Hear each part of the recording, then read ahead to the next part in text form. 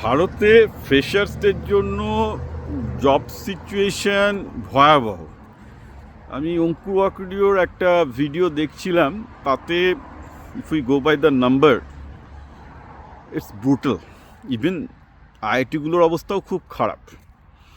মানে আপনি ভারতে এখন এমন অবস্থা, যারা মধ্যম মেধার কাটিয়ে দিচ্ছি, ইভেন যারা আইআইটি স্টুডেন্ট মানে এবার পাস আউট করেছে লাস্ট 2 বছরে, এবং বিশেষ করে লাস্ট ইয়ার, এবং এবছর আরও খারাপ হবে।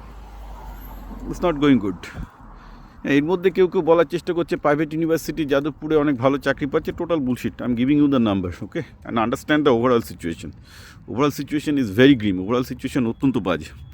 ওটা আপনার অঙ্কুর ওয়াকুডিওর ভিডিওটা দেখলে আপনার টের পাবেন, কারণ উনি 50 জনের ইন্টারভিউ নিয়েছেন এবং নিয়ে একটা অনেকগুলো পয়েন্ট বলেছেন। আমি ওর ভিডিওটা একটা ভিডিওতে করছি না, আমি এক এক করে ওর পয়েন্টগুলো বলবো। ফার্স্ট পয়েন্ট হচ্ছে, যেটা আমি এটা বরাবর করে বলেছি, যে আজকে গত 30 বছরে ভারতে যে মানে মোটামুটি যারা মেধাবী বা মধ্যম মেধারও কিন্তু একটু আইটি একটু স্কিল নিয়ে পড়াশোনা করেছে, এদের মোটামুটি একটা সিএসসি, একটা কম্পিউটার সায়েন্স, আইটিতে একটা ডিগ্রি করেছে, এদের যে চাকরি সংকট দেখা যায়নি, এর একটা বড় কারণ কিন্তু ভারতের আইটি কোম্পানিগুলো অর্থাৎ সফটওয়্যার কোম্পানিগুলো হায়ার করতো। Fact of the matter is, last 2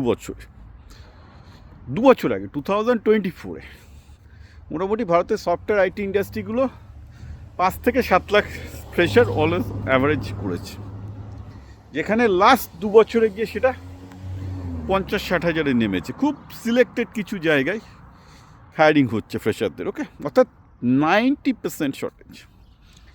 যার জন্য আজকে ঘটনা এখানে দাঁড়িয়েছে, forget about NIT, forget about যে প্রাইভেট ইঞ্জিনিয়ারিং কলেজ, ওদের ভুলে যান। প্রাইভেট ইঞ্জিনিয়ারিং কলেজে যেসব প্লেসমেন্ট ওরা যেগুলো দেখাচ্ছে, ওর একটা বড় অংশ স্ক্যাম। ওর টাকা দিয়ে করানো, 8-9 মাস বাদে লাথি খেয়ে দিয়ে দেবে। মানে যদি ছেলেটা কাজ করে টিকে থাকতে পারে তো ভালো, না পারলে খেয়ে দিয়ে দেবে আর কি। আমি বুঝি না যে বাই ডিফল্ট খাওয়াবে, কাজ করতে না পারলে খেয়ে দিয়ে দেবে আর কি। তো সিচুয়েশানটা হচ্ছে এরকম, যে আইআইটি মুম্বাই, যেটা কিনা number 1 IIT in terms of সবচেয়ে ভালো র্যাঙ্কাররা যায়, আমি আপনাদের সেইখানকার কতগুলো স্ট্যাটিস্টিক্স, সেখানে পর্যন্ত আগে 3-4 বছর আগে প্লেসমেন্ট ছিল 98%, 99%, মানে যা চাকরি করার ইচ্ছা তো করতো, সে করতো না। এবং সেখানে 67% নাম জায়গায় নেমে এসছে। বাকি আইটিগুলো সব এক অবস্থা। নতুন আইটিগুলোতে 30-40%-এর বেশি প্লেসমেন্ট করতে পারছে না, ওকে। এগুলো আইটিগুলোর অবস্থা। সবচেয়ে বড় কথা, আইআইটি মুম্বাই সবচেয়ে টপ আইটি, সেখানে মানে আগে আমি বলছি, আমি আইটি খড়গপুরে লাস্ট আমি ক্যাম্পাসিংয়ে গেছিলাম, মানে আমি আইটি খড়গপুরতে লাস্ট ছাত্র তুলতে গেছি ব্যাক ইন আই থিঙ্ক 2017।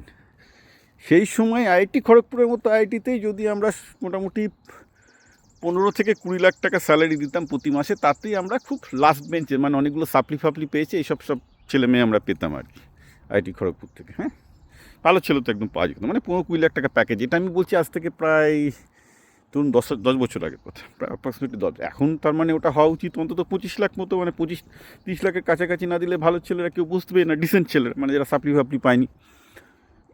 এইবার অবস্থা এখন এমন দাঁড়িয়েছে, forget about IIT Kharagpur, IIT মুম্বাইয়েরও বেশ কিছু ছেলে বিটুইন 4 লাখ টু 8 লাখ প্যাকেজে গেছে, হ্যাঁ, এবং বিটুইন 7 to 10 লাখ প্যাকেজে প্রচুর ছেলে পেলে চাকরি নিতে বাধ্য হচ্ছে। যেখানে আগে আইআইটি মুম্বাই 20 লাখ বা 15 লাখসের নিচে ভাবাই যেত না যে লোকজন মানে চাকরি নিচ্ছে।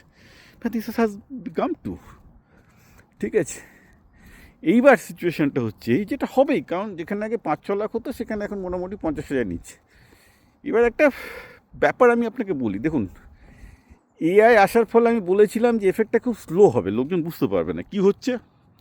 ফ্রেশার্সদেরকে যে কারণে নেওয়া হতো যে তারা টুকটাক কোড করবে, এই করবে, শিখবে, এখন সেই কাজগুলো সমস্ত এজেন্ট করে দিচ্ছে। ফলে কী হচ্ছে, ধরুন আমার একটা 10 জনের, আমি এটা বারবার করে বলছি, ধরুন আমার 10 জনের একটা ছোট্ট সফটওয়্যার টিম আছে, আমার ছোট্ট কোম্পানি আছে, আমি বড়ো জায়গায় যাচ্ছি না, গ্রুপ আছে, মালিক কী দেখছে বা নেওয়াজ কী দেখছে, তো সবই তো কোড করে দিচ্ছে। এবার অনেক ক্ষেত্রে আমি বলবো যে মানবিকতার কারণে 10 জনকে লে অফ করা হচ্ছে না, কিন্তু যে বেরিয়ে যেতে চাইছে যাচ্ছে, তাদের স্যালারি বাড়ানো হচ্ছে না, বোনাস দেওয়া হচ্ছে না। এটা সব জায়গায় হচ্ছে এখন আইটিতে।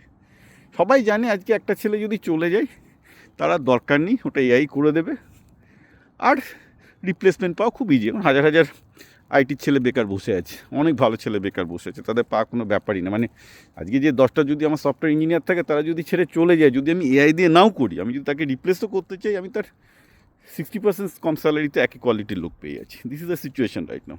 তো লোক ওটা করে না, মানবিকতার খাতিরে সবাই এটা করছে। তো তার জন্য কী হচ্ছে, অ্যাট্রিশনটা বোঝা যাচ্ছে না, স্লো হচ্ছে। বা কী হচ্ছে, নতুন ছেলেদের তো হায়ার করার দরকার হচ্ছে না।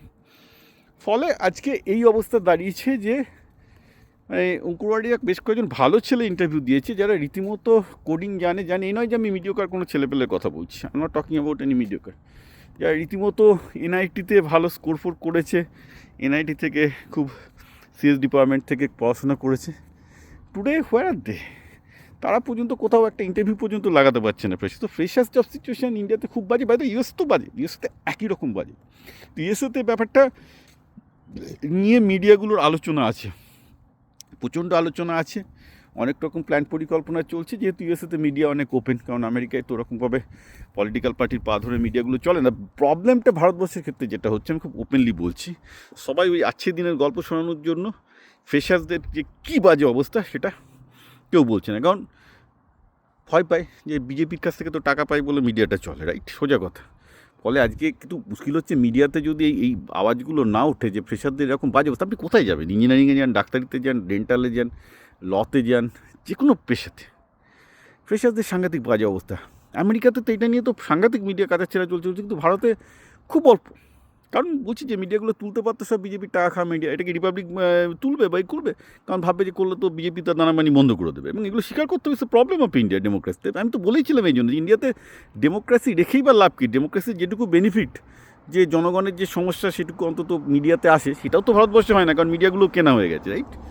এইগুলো নিয়ে তো ভারতবর্ষে ডিসকাশন হওয়া দরকার, যে বেসিক্যালি খুবই খারাপ অবস্থা ফ্রেশার্সদের। আর এর মধ্যে আবার একটা স্ক্যাম, যে ফ্রেশার, যে প্রাইভেট ইউনিভার্সিটি থেকে প্রাইভেট ইঞ্জিনিয়ারিং কলেজের ছেলে নাকি সব চাকরি পেয়ে যাচ্ছে। বুঝুন, যেখানে আইটি ছেলে ফেলে 60-70 পাচ্ছেন না, প্রাইভেট কলেজের নাকি সব 100% প্লেসমেন্ট হয়ে যাচ্ছে। কী হচ্ছে? ডেফিনেটলি হচ্ছে। দুটো উদাহরণ দিই। যেমন একজন আমাকে বললেন, আরে আপনি তোমার সাথে কী বলছেন, ইনফোসিসতে এবার 20,000 নিচ্ছে। আমি বললাম, আমি ইনফোসিসের আপনি লাস্ট 4 বছরের ট্র্যাক রেকর্ড দেখেছেন? ইনফোসিস যেবার 20,000 বা 25,000 নিয়েছে, তার প্রায় প্রতিটা ছেলেকে তাড়িয়ে দিয়েছে 6 থেকে 8 মাস বাদে। আপনি একটু খোঁজ নিয়ে দেখুন, প্রাইভেট ইঞ্জিনিয়ারিং কলেজ থেকে যে প্লেসমেন্টগুলো হচ্ছে, সেই ছেলেগুলো 1 বছর বাদেও সেই চাকরি তাদের আছে কিনা, ম্যাক্সিমাম ক্ষেত্রে দেখতে পাবেন নেই।